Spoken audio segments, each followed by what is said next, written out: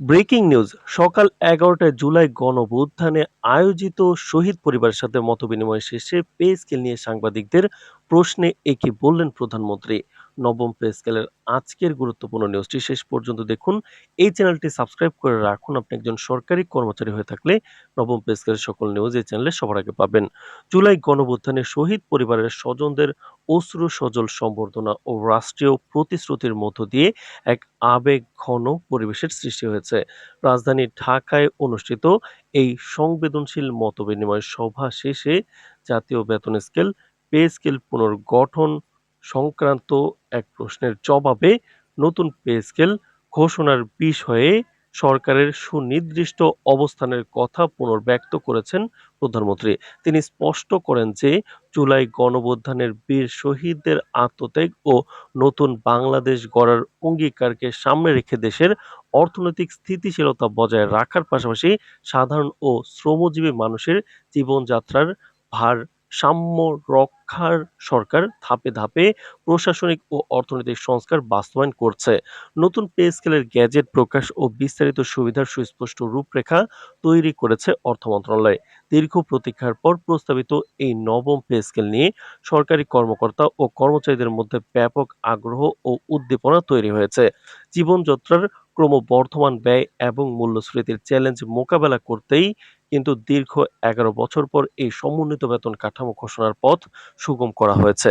নতুন এই কাঠামোর আওতায় কর্মকর্তা ও কর্মচারী উভয় পর্যায়ের মূল বেতন দ্বিগুণ পর্যন্ত বৃদ্ধি পাওয়ার জোরালো সুপারিশ রয়েছে, যা সরকারি চাকরিজীবীদের আর্থিক সক্ষমতা উল্লেখযোগ্যভাবে বাড়াবে।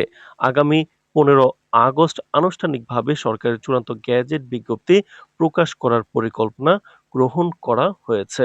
তো দর্শক, ভিডিওটির এই মুহূর্ত পর্যন্ত যারা দেখছেন, চ্যানেলটি সাবস্ক্রাইব করে রাখুন নবম পে স্কেলের সকল নিউজ সবার আগে পেতে।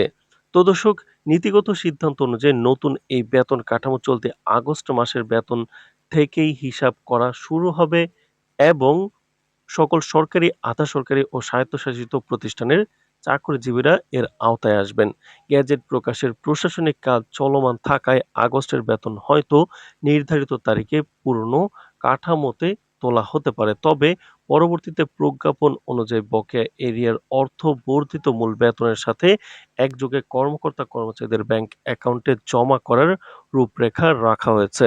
নতুন এই পে স্কেলে শুধু বেতন বৃদ্ধি নয়, বরং কর্মকর্তা-কর্মচারীদের সামাজিক সুরক্ষা নিশ্চিত করতে একাধিক আকর্ষণীয় সুবিধা এবং পেনশন সংস্কারের উদ্যোগ নেওয়া হয়েছে। এতে সর্বনিম্ন ২০তম গ্রেডের মূল বেতন ৳৮,২৫০ থেকে বাড়িয়ে ৳২০,০০০ এবং সর্বোচ্চ ১ নম্বর গ্রেডের মূল বেতন ৳৭৮,০০০ থেকে বাড়িয়ে ৳১,৬০,০০০ করার প্রস্তাব রয়েছে।